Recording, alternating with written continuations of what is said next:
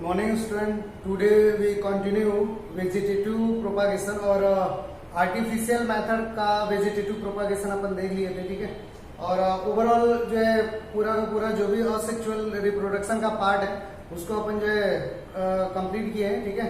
जो भी मतलब जो है टिश्यू कल्चर से रिलेटेड जो भी चीजें थी, ठीक है, असेक्सुअल से रिलेटेड या वेजिटेटिव प्रोपागेशन से रिलेटेड जो भी चीजें थी अपन जो है क्लियर किए, ठीक है।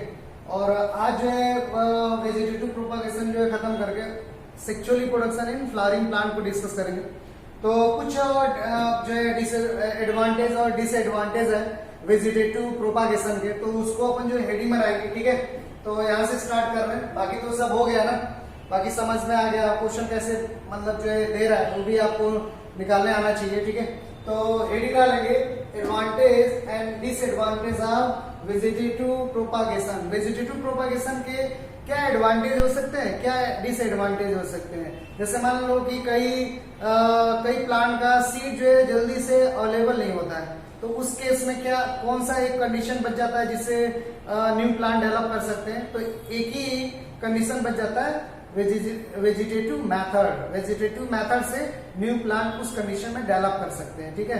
लेकिन वेजिटेटिव प्रोपागेशन या वेजिटेटिव रिप्रोडक्शन का कुछ डिसएडवांटेज भी है, क्योंकि मतलब जो भी पार्ट ले रहे हैं, स्टेम, लीफ, रूट ले रहे हैं, वो ज्यादा लॉन्ग टाइम तक अपन जो प्रिजर्व करके नहीं रख सकते, वो माइक्रोबियल इन्फेक्शन की वजह से क्या हो जाते हैं, डिस्ट्रॉय हो जाते हैं, ठीक है। और वेजिटेटिव प्रोपागेशन में वेरिएशन क्रिएट नहीं हो पाता है, ठीक है। अगर एक प्लांट में डिजीज हुआ तो सब प्लांट क्या हो जाएंगे, डिस्ट्रॉय हो जाएंगे। तो एक कई जो है डिसएडवांटेज है। तो कुछ डिसएडवांटेज को 3-4 को लिख लेते हैं, ठीक है, ताकि कोई पूछेगा तो आप जो बता सकते हैं या एग्जाम में आएगा तो आप मतलब लिख सकते हैं, ठीक है। तो देखते हैं, पहले अपन जो है एडवांटेज लिखेंगे इस साइड में, एडवांटेज।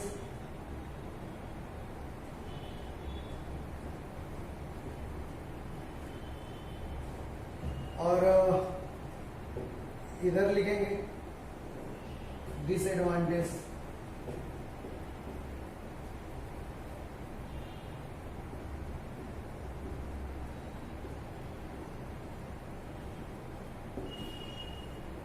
वेजिटेटिव रिप्रोडक्शन का एडवांटेज और डिसएडवांटेज देखें, ठीक है। लिखेंगे यहाँ पे फाइंड करके,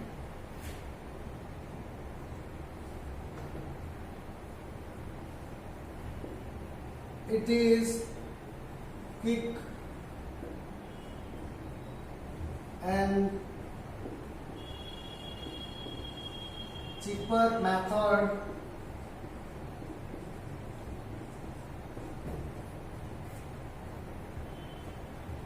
it is quick and cheaper method of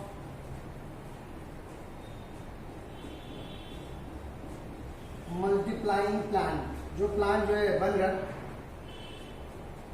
multiplying plant, ठीक है। It is quick and cheaper method of multiplying plant, ठीक है। और इसमें लिखेंगे अपन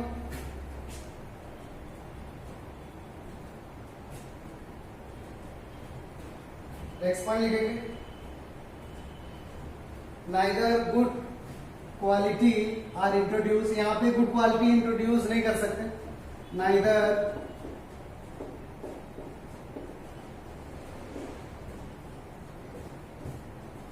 good quality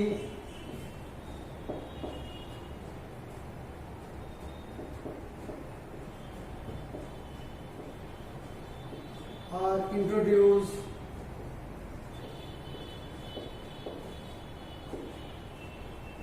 neither good qualities are introduced nor bad quality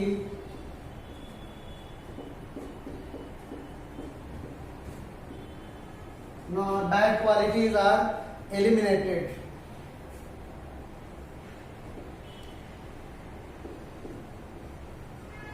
ठीक है। ना तो गुड क्वालिटी आप जो है इंट्रोड्यूस कर सकते हैं, ना तो बैड क्वालिटी को क्या कर सकते हैं आप जो है एलिमिनेट कर सकते हैं, ठीक है। तो एक कंडीशन हो। नेक्स्ट आप लिखेंगे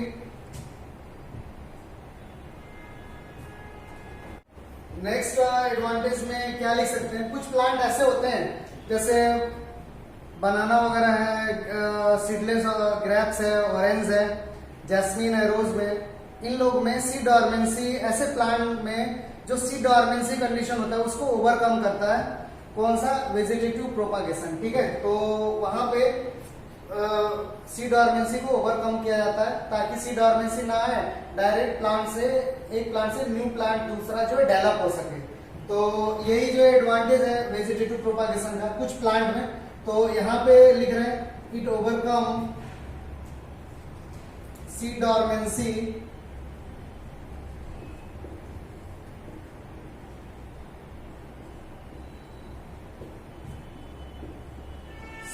DORMANCY, it overcome seed dormancy. Seed dormancy का मीन्स होता है inactive stage of seed, seed के इनएक्टिव स्टेज को बोलते हैं सी डॉर्मेंसी। ठीक है, अपन जब जो है सेक्सुअल रिप्रोडक्शन पढ़ेंगे, ठीक है, प्लांट का, तो वहां पे सी डॉर्मेंसी वगैरह को, सीड जर्मिनेशन को मैं डिस्कस करूंगा। ठीक है, तो सी डॉर्मेंसी का मीन्स होता है इनएक्टिव स्टेज ऑफ सीड। तो it overcome seed dormancy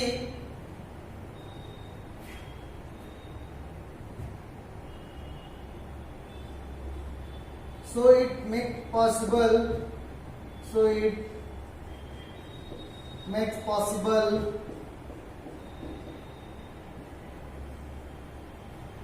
vegetative propagation, या so it makes possible vegetative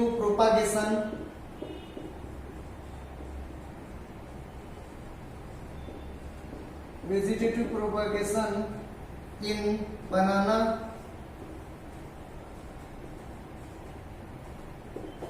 seedless grapes,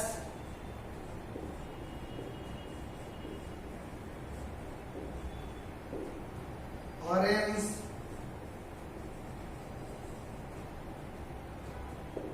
jasmine, कई सारे हैं, jasmine, rose etcetera.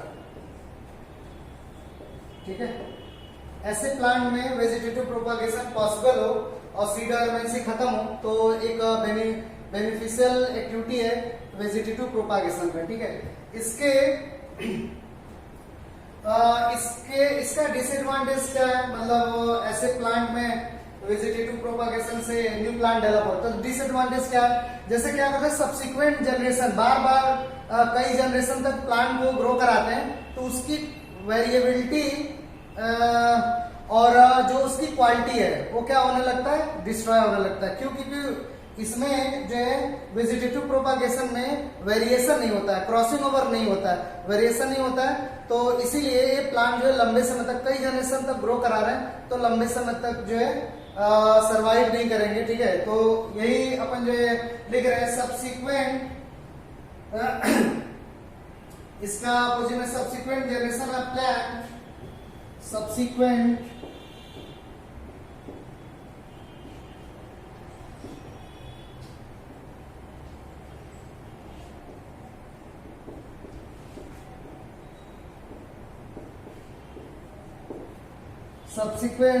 generation of plant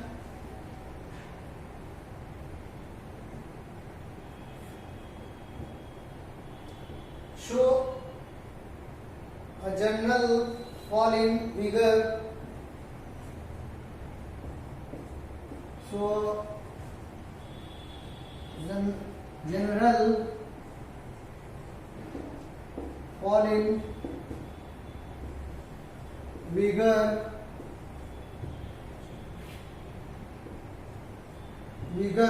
so general fall in vigor and vitality due to absence of variation, and vitality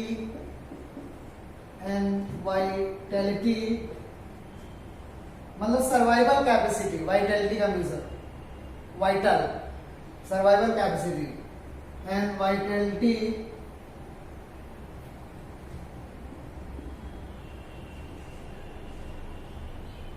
due to absent due to absence of variability या variation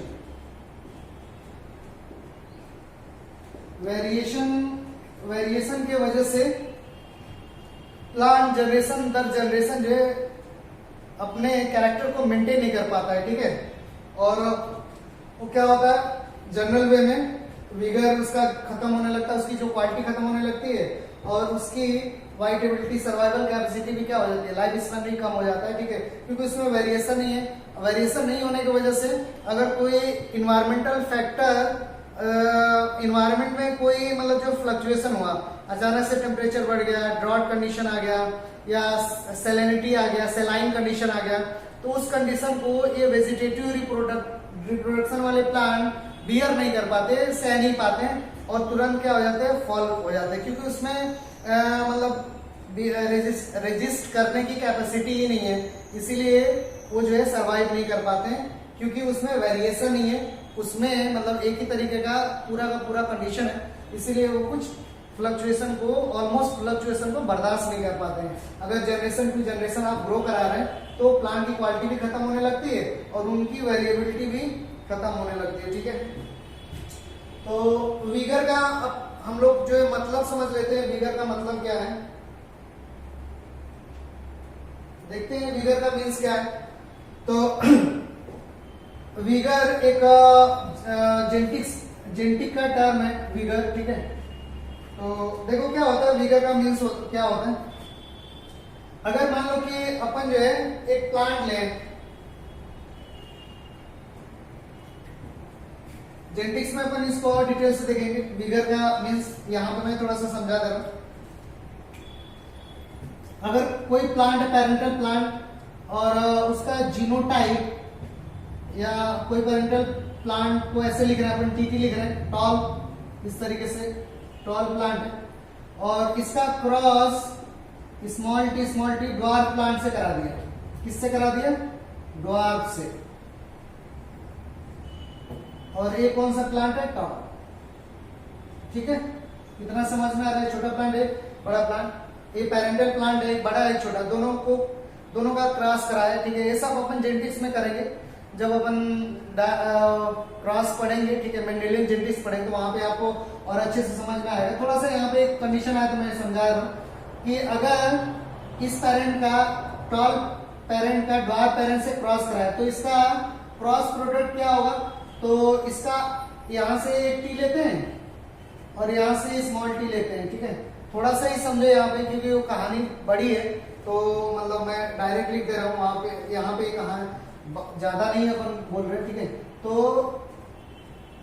ये जो plant आया है, इस plant को बोलते हैं F1 generation. ये जनरेशन जो आया ना, इस प्लांट के जनरेशन को बोलते हैं F1 जनरेशन। F1 क्या? जनरेशन, ठीक। या इसी को बोलते हो फर्स्ट फाइलियर, वो अपन जेनेटिक्स में करेंगे, F1 जनरेशन। अब देखो विगर का मीन्स क्या होता है कि अगर, और हाँ, F1 जनरेशन का जो प्लांट है, तो इसी पेरेंट से तो ये प्लांट डेवलप हुआ ना, तो F1 जनरेशन का जो प्लांट है, इसका character, if F1 generation plant has good character then their parental plant. अगर F1 जनरेशन के प्लांट का कैरेक्टर अपने पेरेंटल प्लांट के कैरेक्टर से बेटर है, अच्छा है, तो इस कंडीशन को बोलते हो विगर। क्या बोलते हो? विगर। क्योंकि क्रॉस कराने पे क्या होता है कि जो विगर डेवलप होता है, गुड क्वालिटी डेवलप होता है, लेकिन यहाँ पे तो कोई क्रॉस नहीं हो रहा है, इसीलिए फॉल इन विगर लिख रहे हैं, ठीक है। तो ये कंडीशन है, if F1 generation plant has good character then their parental plant, so it's called vigour. So it's called what? Vigour, ठीक है। इसको आप जो पॉइंट करके लिखना, if F1 generation plant has good quality than their parental plant, then it's called vigor, ठीक है। आप पॉइंट में करके लिख लेना। तो विगर का मीन्स होता है F1 जनरेशन में जो प्लांट पैदा हुआ है, जो डेवलप हुआ है, उसका कैरेक्टर अपने पेरेंटल प्लांट से अगर अच्छा है, बेटर है, तो इस कंडीशन को बोलते हो विगर, ठीक है। तो बाकी वाइटलिटी आप जो है समझ रहे हो, वाइटल कैपेसिटी या मतलब जो है सर्वाइवल कैपेसिटी जो है वो कंडीशन है। तो एक डिसएडवांटेज है, ठीक है। नेक्स्ट आप जो इसको कर लेना, उसके नीचे वो पॉइंट जो मैं बोला उसको कर लेना, ठीक है। उसके बाद दूसरा देखते हैं, दूसरा कौन सा एडवांटेज है और दूसरा कौन सा डिसएडवांटेज है, ठीक है। तो देखते हैं दूसरा एडवांटेज को। तो एक नेक्स्ट अपन जो एडवांटेज में लिखेंगे, it help us to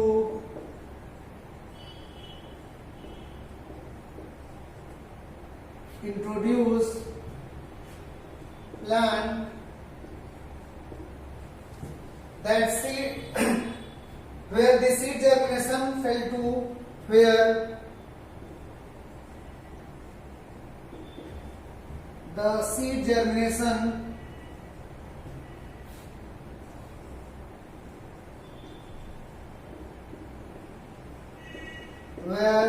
seed germination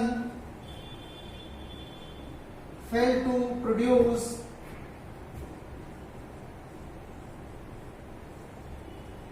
new plant, ठीक है। समझना है, सिंपल सा।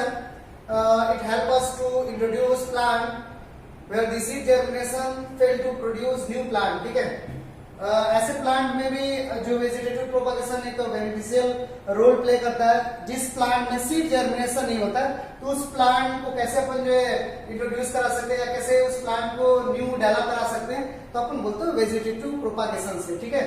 तो एक अच्छा सा मेथड। इसका डिसएडवांटेज क्या हुआ कि जो भी वेजिटेटिव पार्ट है उसको स्टोर नहीं कर सकते, तो उसका डिसएडवांटेज लिखेंगे vegetative organ like root stem, ठीक है। इसका डिसएडवांटेज लिखेंगे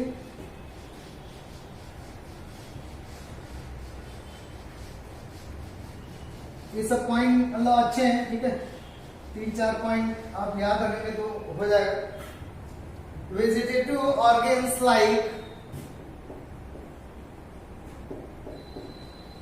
वेजिटेटिव ऑर्गेन्स लाइक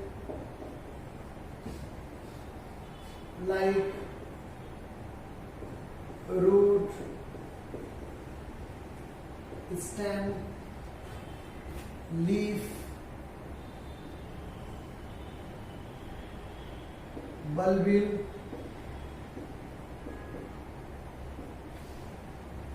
एक जो है बर्ड लाइक स्ट्रक्चर है, ठीक है, बर्ड है, bulbil etcetera. cannot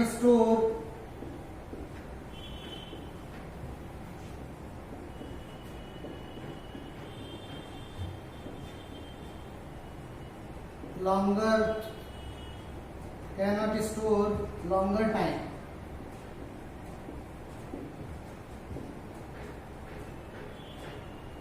they are destroyed, it destroy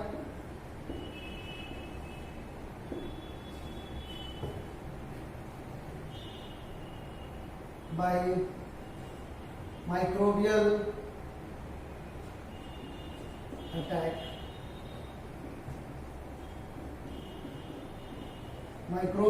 microbes में क्या क्या है? वायरस से डिस्ट्रॉय हो सकता है, फंजाई से डिस्ट्रॉय हो सकता है, और किससे डिस्ट्रॉय हो सकता है? बैक्टीरिया से डिस्ट्रॉय हो सकता है, बैक्टीरिया से, प्रोटोजोन से भी डिस्ट्रॉय हो सकता है bacteria. Destroy by microbial infection या अटैक, माइक्रोबियल अटैक लिखो।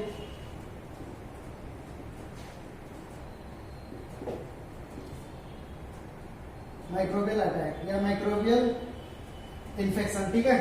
तो ये डिसएडवांटेज हुआ जिस ऑर्गेन से अपन जो न्यू प्लांट डेवलप कर रहे थे, तो उसी को माइक्रोबियल जो ऑर्गेनिज्म है, वायरस, फंजाई, बैक्टीरिया, प्रोटोजोन, वो क्या कर रहे हैं? डिस्ट्रॉय कर रहे हैं।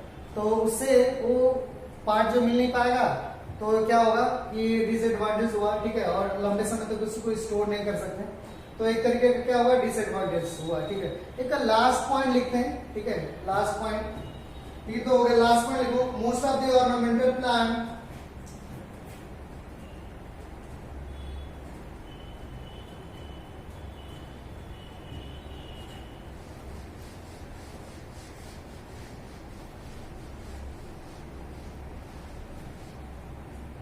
most of the ornamental plant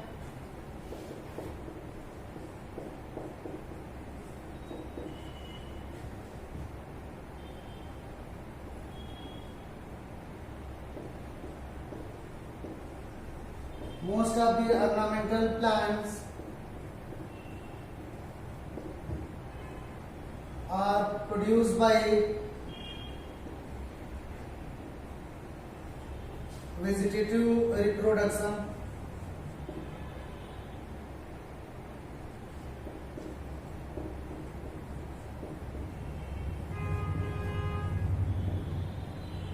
Vegetative reproduction like rose,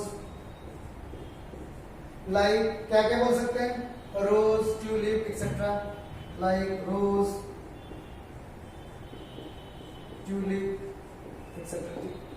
most of the ornamental plant को वेजिटेटिव रिप्रोडक्शन से प्रोड्यूस करते हैं। एक एडवांटेज हुआ, ठीक है, और डिसएडवांटेज में देखेंगे। डिसएडवांटेज क्या हुआ, disease of parental plant generally spread to all the daughter plant. जो भी अगर इस तरीके का कंडीशन है तो जो भी बीमारी है पेरेंटल प्लांट से डॉटर प्लांट में क्या होगा, स्प्रेड होगा।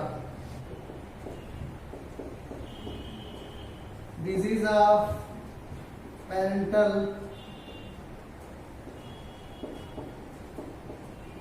Plants are spread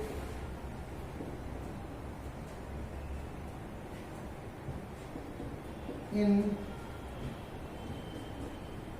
new daughter plant.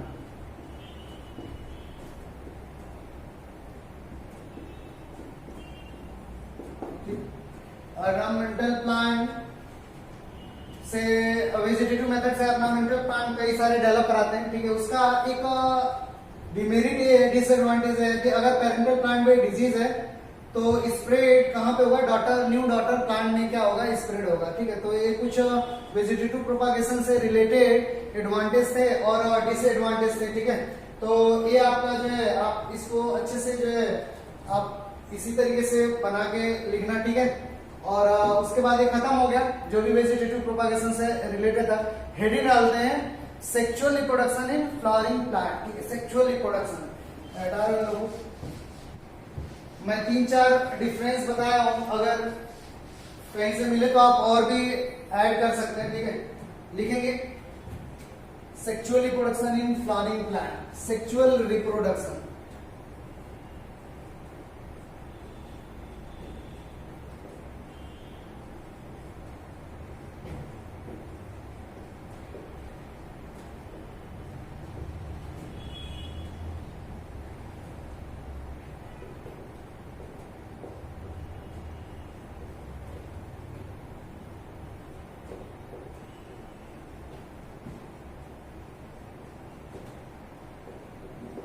Sexual reproduction in flowering plant को देख रहे हैं, तो इसमें सबसे पहले अपन देखेंगे sexual reproduction. Sexual reproduction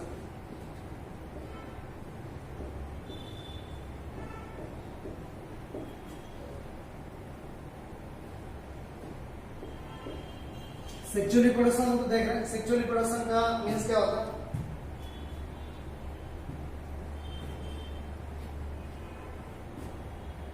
gametes of two parent meet together and form new offspring। यहाँ पे यही होता है।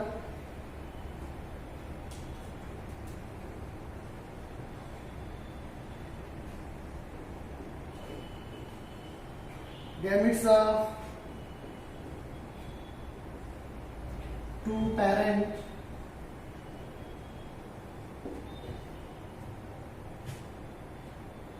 का मीन्स क्या, male parent and female parent. Gametes of two parent fuse together and form new offspring.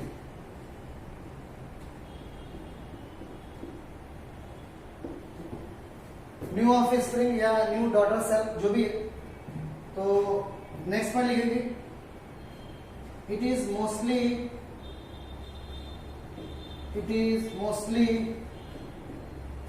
बाईपेरेंटल,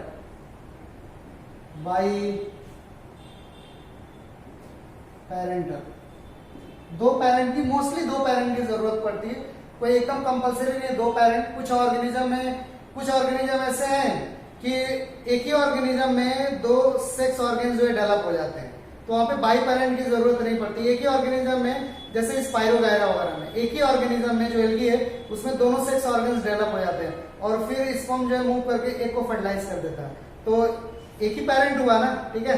तो कोई जरूरी नहीं है कि बाई पेरेंटल हो, लेकिन मोस्टली क्या बाई पेरेंटल, समटाइम यूनिपेरेंटल, ठीक है।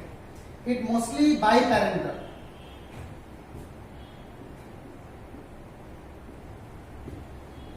sometime uniparental, ठीक है, ये समझ में आ गया। नेक्स्ट, अच्छा सा है सेक्सुअल रिप्रोडक्शन, फ्लावरिंग प्लांट को अपन फोकस करेंगे, ठीक है।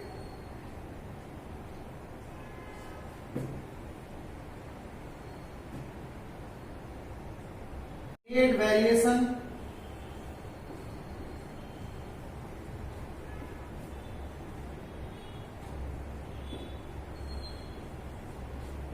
due to crossing over, it create variation due to crossing over के वजह से क्या होता है, वेरिएशन क्रिएट होता है, और वेरिएशन की वजह से एडॉप्टेबिलिटी प्लांट में या किसी भी ऑर्गेनिज्म में आता है, ठीक है।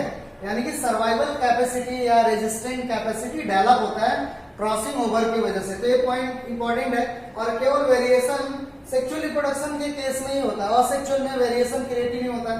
तो it create variation due to crossing over, ठीक है। नेक्स्ट पॉइंट लिखेंगे, in sexual reproduction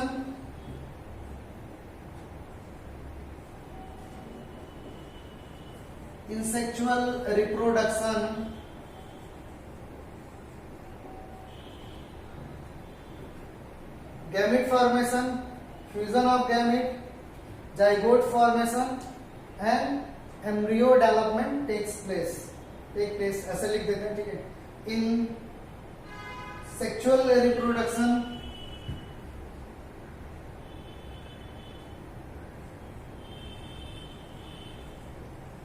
gametes formation,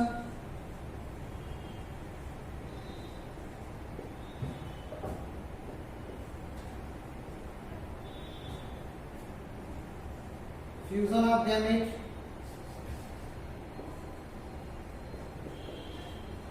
fusion of gametes,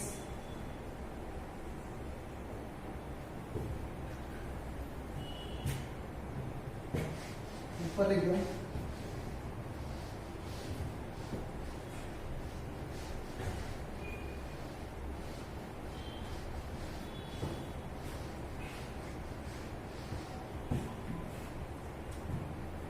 in sexual reproduction, gamete formation, fusion of gamete,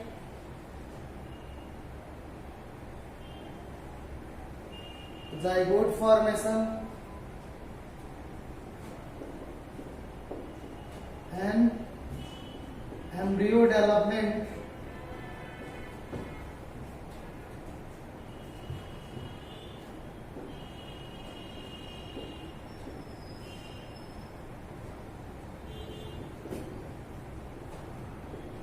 take place.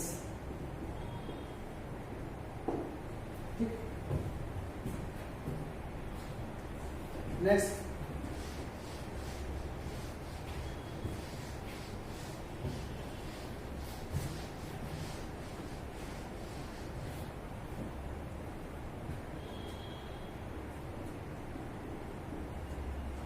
here gametes form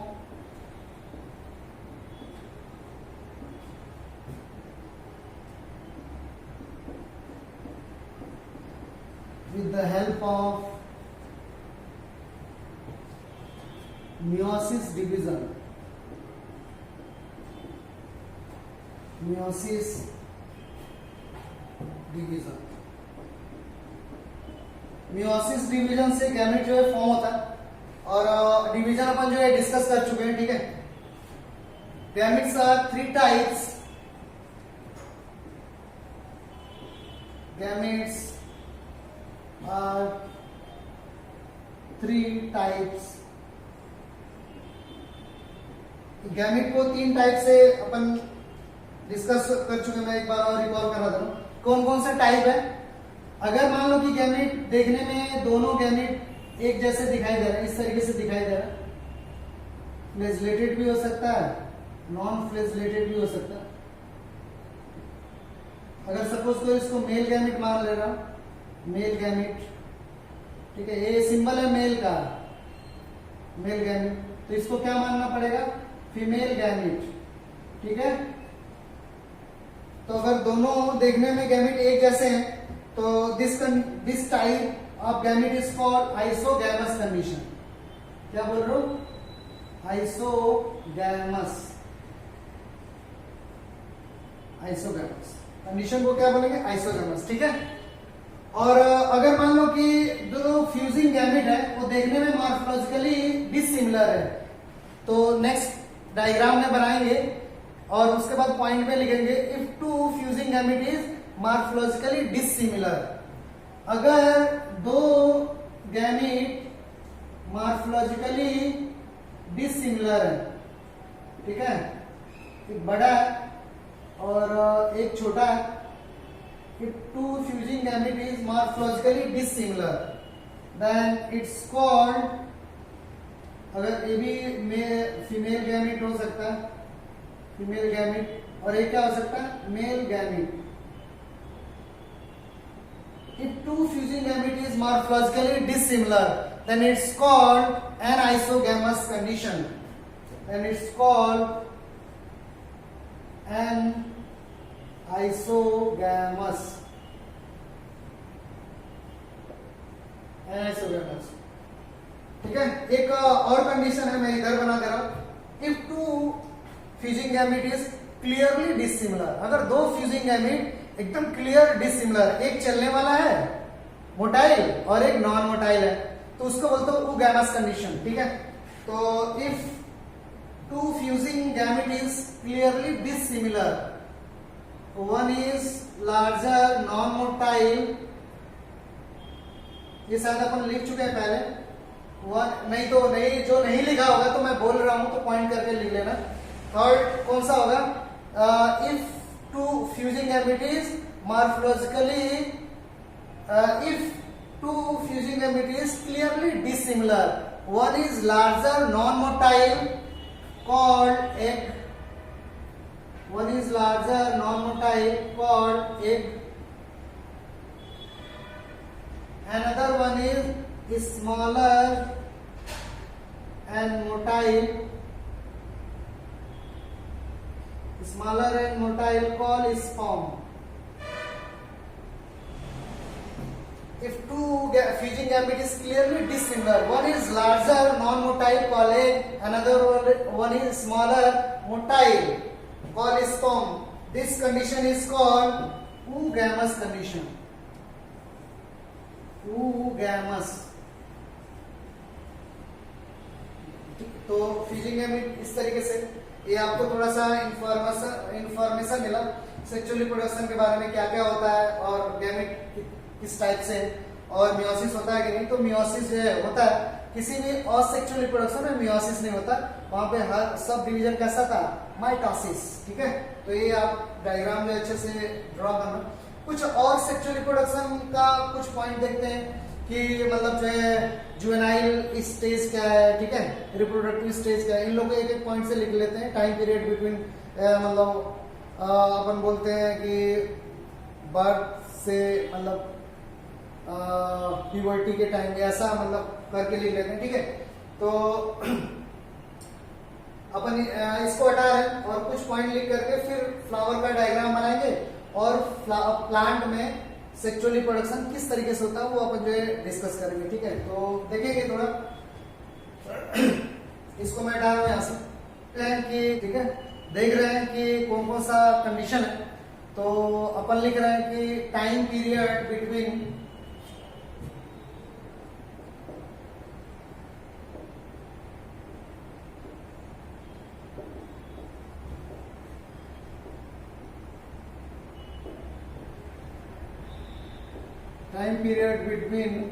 birth up to sexual maturity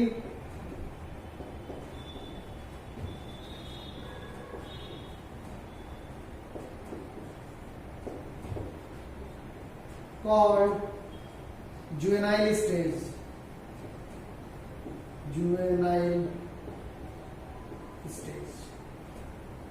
ठीक है, ये आपको याद रखना juvenile stage क्या होगा, ठीक है।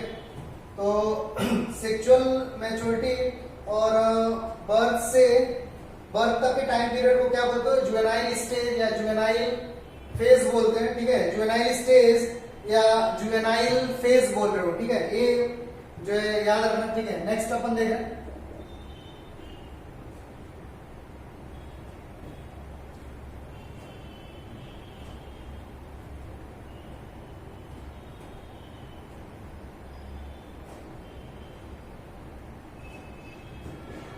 the time period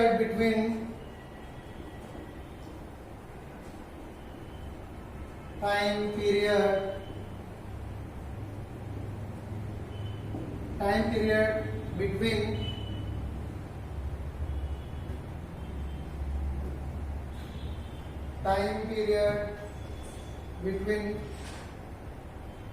germination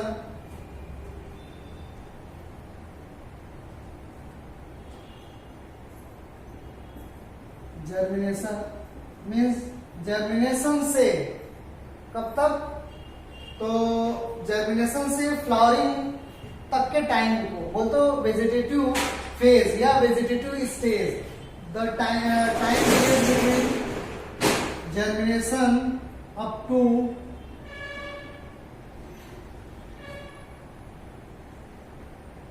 flowering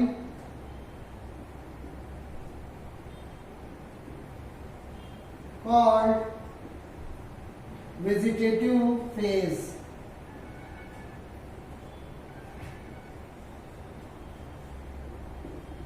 vegetative क्या फेज या स्टेज, आप कुछ भी लिख सकते हैं, वेजिटेटिव फेज या वेजिटेटिव स्टेज। ये समझ में आया। जर्मिनेशन जब मतलब सीड को डाल दिया फील्ड में तो जर्मिनेट होने लगा, और जर्मिनेट होने और फ्लावर जब जर्मिनेट होगा, बड़ा होके फ्लावर देने लगा, तो इसके बीच का जो टाइम पीरियड होता है उसको बोलते हो वेजिटेटिव फेज या वेजिटेटिव स्टेज, ठीक है। तो ये आपको समझ में आना चाहिए, जुवेनाइल स्टेज क्या है, वेजिटेटिव स्टेज क्या है, ठीक है। नेक्स्ट देखते हैं रिप्रोडक्ट सेक्सुअल स्टेज क्या है, ठीक है।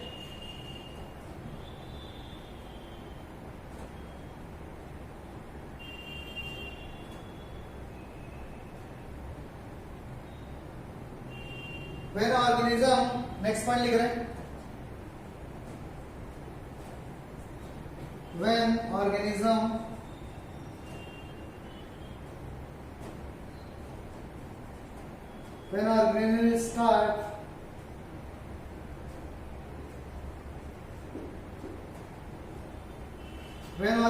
start reproduce sexually,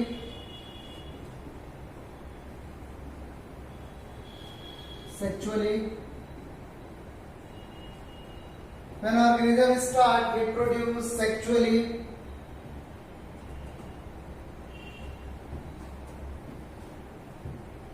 then it's called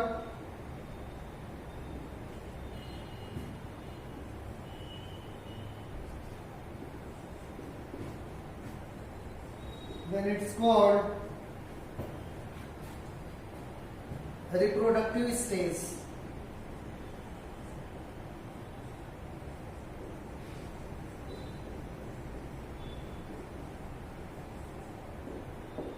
तो क्या बोल रहे हो, रिप्रोडक्टिव स्टेज बोले या रिप्रोडक्टिव फेज बोल रहे हो,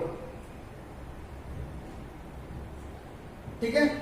तो रिप्रोडक्टिव पार्ट कौन सा है प्लांट का बताएंगे, तो अपन बोलते हो फ्लावर, ठीक है। रिप्रोडक्टिव पार्ट प्लांट का कौन सा, तो सॉरी रिप्रोडक्टिव अपन बोलो सेक्सुअल रिप्रोडक्टिव पार्ट कौन सा, सेक्सुअली रिप्रोडक्टिव पार्ट कौन सा प्लांट का, तो बोलते हो फ्लावर, ठीक है। तो देखते हैं कुछ प्लांट में फ्लावर एक टाइम पे आता है, एक ही पूरे लाइफ में एक ही बार आएगा, और कुछ प्लांट में फ्लावर बार बार आता रहता है, ठीक है। जैसे रोज वगैरह में मतलब तोड़ लिया फिर आ गया, फिर पूरा मतलब सीजन चलता रहता है almost.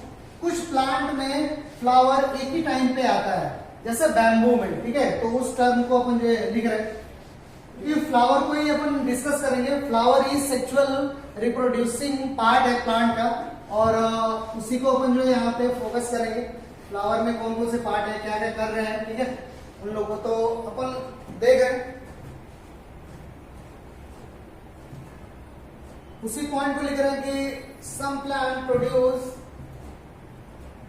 flower, a single flower in whole lifespan. Some plant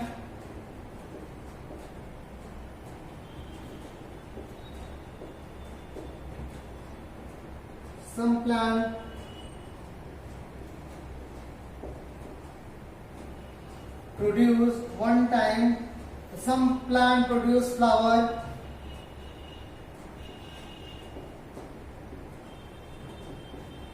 in one time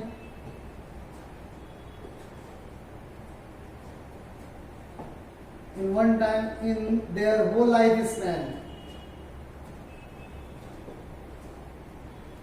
in their whole lifespan.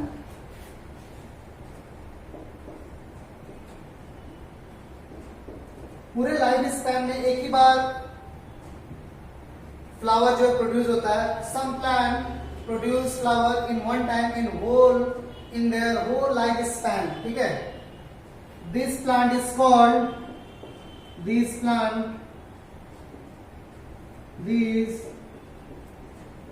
plant are called monocarpic plant.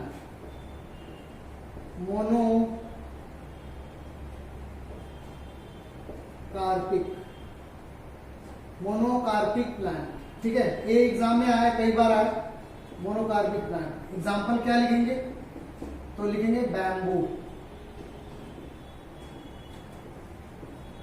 Bamboo कर लिखेंगे, बैम्बूसा इंडिका, ठीक है।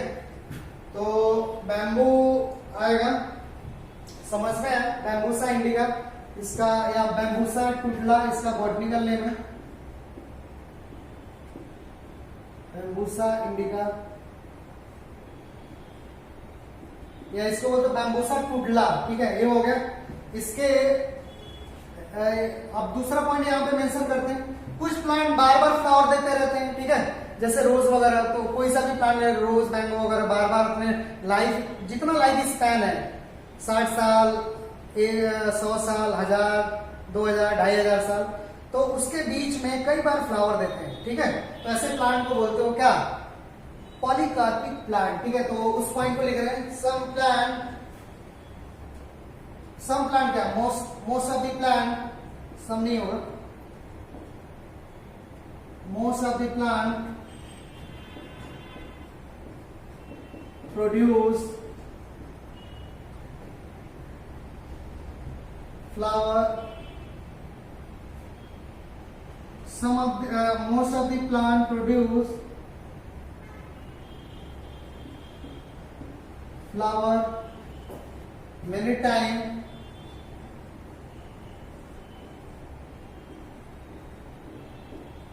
in their whole lifespan,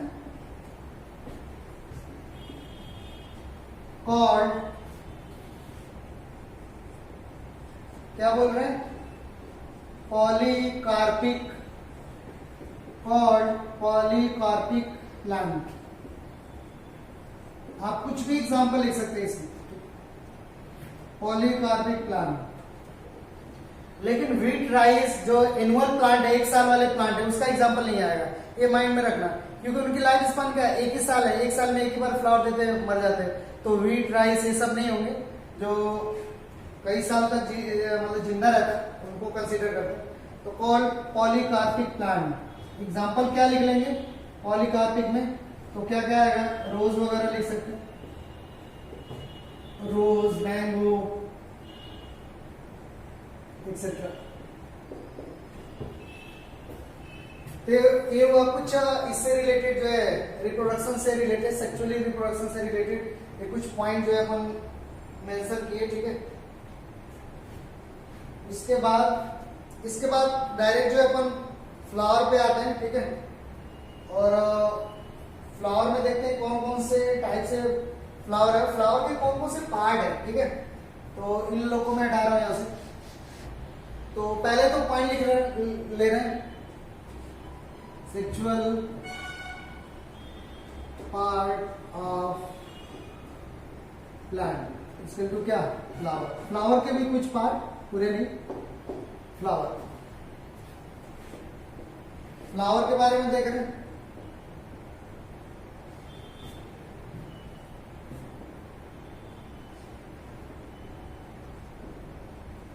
It is modification of shoot. It is modification of shoot. Shoot का modification है flower, ठीक है।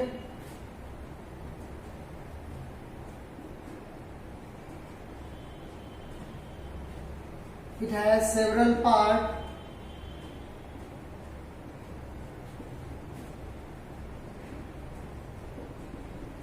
like sepal,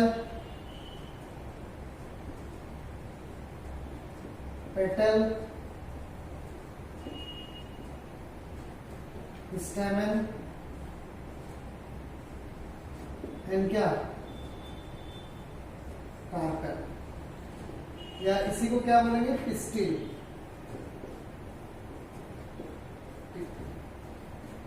ये समझ में आएगा। सेपल और पेटल कौन सा पार्ट है, it is non essential part of flower, non essential part of flower, ठीक है। ये कौन से पार्ट है, स्टेमन and carpel, essential part of flower.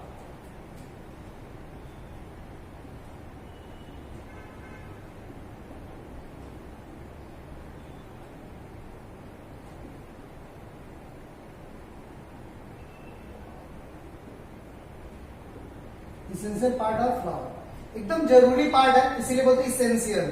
जो उतना जरूरी नहीं है उसको बोलते हो क्या, non essential. One by one इसको अपन जो डिस्कस करेंगे, ठीक है। मैं एक थोड़ा डायग्राम बना दे रहा और उसमें इस पार्ट को जो अपन जो दिखा रहे हैं, ठीक है। तो इस तरीके का एक आप कॉपी में बड़ा सा डायग्राम बनाना, अच्छा सा, और ये और इधर this one is thalamus,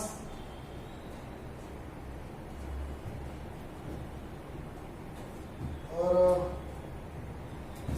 ये जो बाहर का इस तरीके का पार्ट है, this one is sepal, और अंदर की ओर कलरफुल पार्ट है,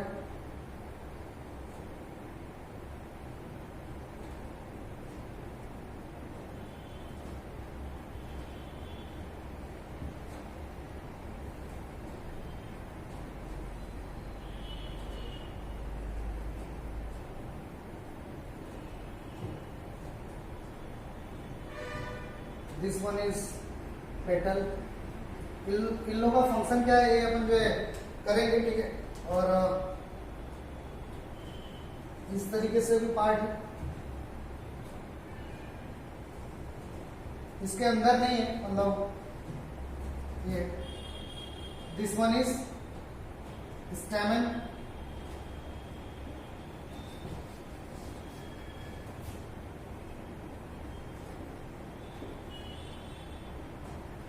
ठीक है, and this one is carpel. इसका क्या क्या पार्ट है अपन देखेंगे। और कार्पेल में 3 पार्ट है, ठीक है, कार्पेल में 3 पार्ट है।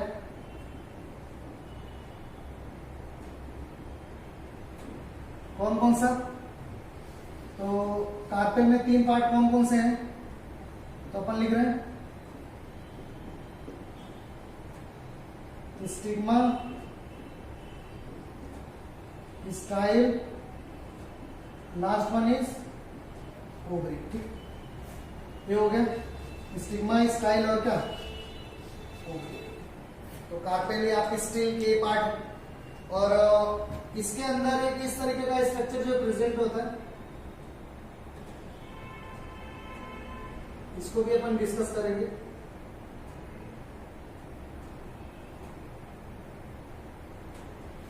This one is ovule,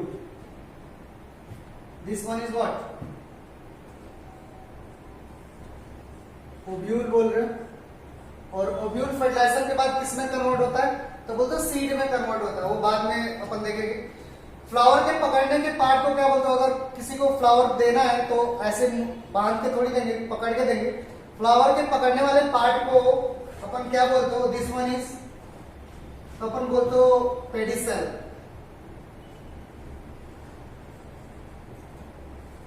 pedicel बोल रहे हो। तो पेडिसेल, थैलमस, सेपल बार का पार्ट है, पेटल, स्टेमन, कार्पेल। सेपल और पेटल को अपन बोलते हैं नॉन इसेंशियल, कार्पेल और स्टेमन को क्या बोलते हैं? Essential part of flower. Carpel और स्टेमन को इसेंशियल। अब मैं लिखा था यहाँ पे, ठीक है, मैं हटा दिया। तो इतना आपको क्लियर हो रहा है, ये फ्लावर का एक डायग्राम है। और इतना अपन जो रहने दे रहे हैं, जब भी अपन आएंगे तो इसको और डिटेल से करेंगे। पहले अपन स्टेमन को ले लेंगे या सेपल पेटल को पहले थोड़ा थोड़ा कर लेंगे, फिर स्टेमन को लेके करेंगे और डिटेल से करेंगे, ताकि आपका क्वेश्चन जो है पूरा का पूरा निकल जाए, ठीक है। आप अच्छा सा डायग्राम बनाएंगे, ठीक है, और नोट्स वगैरह बनाएंगे, और जो भी डाउट होगा तो वो आप जो है बोल देंगे। Thank you student.